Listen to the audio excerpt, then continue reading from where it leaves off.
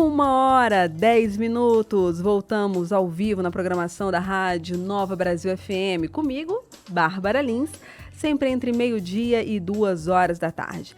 E olha, semana passada rendeu aqui pano pra manga esse assunto. A gente volta agora para falar de anemia.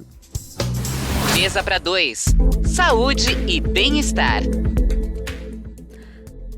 Anemia e muito mais, porque dessa vez a doutora Cilange Amaral trouxe um especialista aqui com a gente, doutor Eduardo Ribeiro. Seja muito bem-vindos os dois ao Mesa para Dois. Boa tarde, Bárbara. Boa tarde, ouvintes. Boa tarde, Cilange. Obrigado pelo convite. Boa tarde. Prazer ter você aqui, Eduardo. Prazer estar aqui falando com vocês novamente sobre anemia.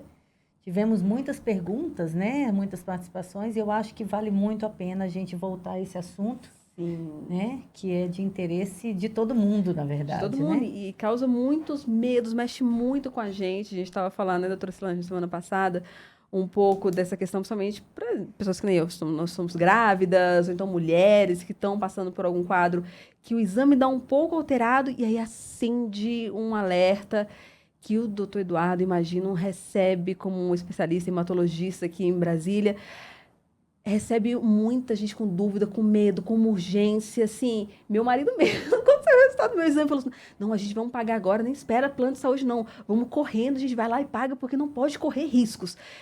É um medo muito grande, uns dados meio malucos. Explica pra gente, contextualiza, por favor, doutor. Como é que tá esse cenário hoje, desses medos de ferratina, de hemoglobina, de B12, de D, essas coisas todas relacionadas ao nosso sangue? Bom, eu vou tentar esclarecer aqui dentro do que é possível, né, e que seja compreensível para todos os ouvintes. O hemograma é um dos exames mais solicitados por qualquer médico, né? Todo paciente, quando vai ao médico, acaba, por fim, recebendo um pedido de hemograma e na parte de cima do hemograma tem 3 indicadores, o hematócrito, a hemoglobina e o número de células vermelhas, as hemácias, que quando estão baixas configuram a anemia. Esse quadro já é comum na população normal. Quando ele ocorre durante a gestação, ele causa muita confusão, porque existe um processo de queda da hemoglobina e do hematócrito que ocorre simplesmente por um efeito de diluição. As grávidas acabam retendo um pouco mais de líquido e esse efeito de diluição reduz os índices. E isso é fisiológico, Natural, é normal. Olha. Então, por causa disso especificamente, são aceitos alguns indicadores. Normalmente não se considera anemia se a gestante tem mais do que 11 de hemoglobina. Então, esse índice é um índice que é, de certa maneira, pacificado pela Organização Mundial de Saúde, pela Academia Americana de Ginecologia e Obstetrícia. Abaixo desse índice pode ser considerado anemia, mas nem toda anemia necessitará de uma intervenção. Esse é o segundo ponto. É isso, né? Na gravidez, a gente tem que lembrar que a gente tem um ganho de uma quantidade muito significativa de sangue. Um volume de 30% a 50% a mais, mas numa proporcionalidade de líquido do sangue e células do sangue, que é maior líquido do que células. Ou seja, a gente já tem fisiologicamente, como o Eduardo disse, uma diluição sanguínea. Uhum. Isso está dentro de todo o processo fisiológico da gravidez. Ou seja, o que a gente tem o objetivo aqui hoje é de esclarecer que nem tudo que é necessário tratamento, alarde, estresse, porque, afinal de contas, a gente preconiza que no seu pré-natal você esteja sendo acompanhado adequadamente e com essas indicações adequadas, né? Apesar disso, a gente também reforça, né, Eduardo, a importância da reposição do ferro oral, né, durante a gravidez, porque a gente sabe que há uma necessidade muito grande de ferro que não necessariamente é atingida essa quantidade pela via alimentar. Você quer colocar alguma coisa também sobre isso, Eduardo? Isso é importante. A alimentação normal, habitual, ela contém um determinado conteúdo de ferro que pode ser insuficiente para uma gestante, sobretudo se essa gestante tiver alguma restrição alimentar ou tiver, por exemplo, hiperêmese, que é um excesso de náusea ou de vômito no começo da gravidez. Então, ela não consegue ingerir a quantidade de ferro, né, de alimentos que contêm o ferro, de acordo com aquilo que ela precisa. Então, já existe uma recomendação que é considerado mínimo, em torno de 27 a 30 miligramas de ferro elementar.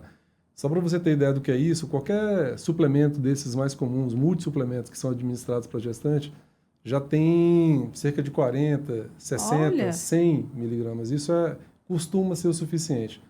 Acontece que em algumas gestantes, sobretudo aquelas que têm filhos de forma sequencial, né? 2, 3 filhos, ou que já tenham alguma condição que derrubou o nível de ferritina nos estoques de ferro previamente à gravidez, elas já entram com esse déficit acumulado. E aí elas vão precisar de um pouco mais. E é para esses casos especificamente que a gente tem o que nós chamamos de ferropenia, com ou sem anemia, e que necessita de um suplemento adicional, seja por via oral, que pode ser feito em alguns casos, e agora o ferro injetável, que pode ser feito também de uma maneira muito mais ampla. E tem que ver, assim, não é um dado, assim, a gente se assusta, eu me assusto mesmo, quando eu pego de vez em quando meus exames de saúde. Aí tem um dado, sei lá, ferritina só que tá lá embaixo, tá naquele vermelhinho, que hoje os laboratórios não te facilitam a vida, né? Se é vermelho, verde, tá bom, tá baixo, tá pra cima, tá igual. E aí já dá um pavor. Então, assim, esse primeiro passo de procurar um especialista como o senhor é para ver o todo.